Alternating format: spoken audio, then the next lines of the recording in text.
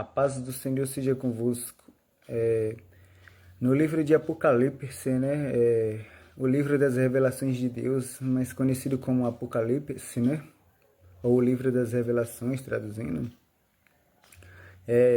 No capítulo 2, no versículo 7, fala: quem tem ouvidos, ouça o que o Espírito, né, diz às igrejas. Ou seja, o Espírito de Deus, o Espírito Santo, né?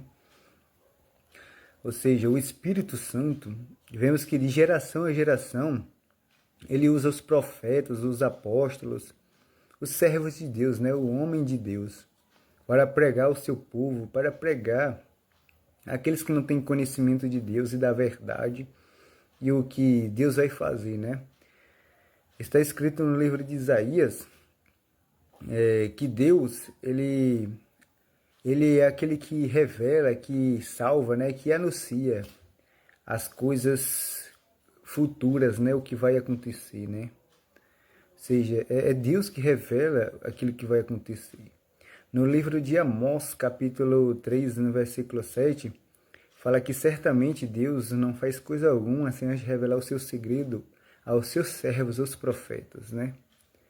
Rugiu o leão que não temerá, falou o Senhor Deus que não profetizará. Amós capítulo 3, versículo 8. Ou seja, Deus revela através ao seu povo através dos profetas, né? Ele fala ao seu povo por meio dos profetas, revela o que vai fazer, né? Ou seja, e tudo isso é pelo Espírito Santo, né? Pelo Espírito do seu poder, né? Pelo Espírito Santo. O Espírito Santo fala na boca dos profetas.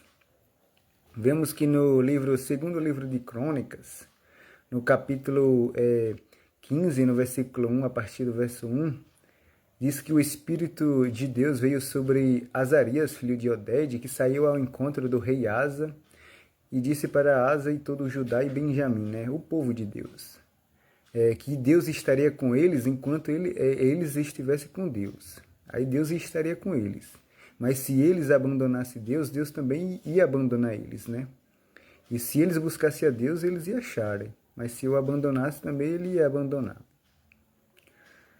Diz que houve um período que eles estavam sem o verdadeiro Deus, sem lei, né? Sem sacerdote, sem lei, né? Mas quando na sua angústia eles se voltavam para Deus, né? Eles clamavam a Deus, buscavam a Deus, né? E aí Deus enviava um profeta e anunciava o que Deus queria para a vida deles, né? E a vontade de Deus é que eles guardassem os mandamentos de Deus, praticassem os mandamentos de Deus, ou seja, obedecessem à voz de Deus, à palavra de Deus. No livro de Deuteronômio, capítulo 8, no versículo 3, fala que o homem não vive só de alimento, né? De pão, alimento, mas de toda palavra que procede da boca do Senhor vive o homem. Vemos que é a palavra de Deus que nos abençoa, né? Consequentemente, a fé vem por ouvir a mensagem acerca da palavra de Deus. Livro de Romanos, capítulo 10, versículo 17. Ou seja, a fé vem por ouvir a mensagem acerca da palavra de Deus. Ou seja, é a palavra de Deus que nos dá fé, coloca fé no nosso coração. E cada vez que nós vai ouvindo a palavra de Deus, a fé vai crescendo, né? A pessoa vai se fortalecendo na palavra de Deus. A palavra de Deus nos alimenta, né? Alimenta a nossa alma, alimenta o nosso coração, ou seja, fortalece o nosso coração, fortalece a nossa vida, a nossa alma, né? Ela nos enche, né? A palavra de Deus de fé, né? E justamente é a fé que opera o milagre, né? Através da fé na palavra de Deus, do confiar na palavra de Deus, é que nós obtemos de Deus o milagre, a bênção de Deus. No livro de Gênesis, no capítulo 15, no versículo 6, fala que Abraão, ele creu em Deus, e Deus justificou ele justamente porque ele creu, porque Deus anunciou a ele que ele ia ser o pai de muitas nações, que como as estrelas dos céus,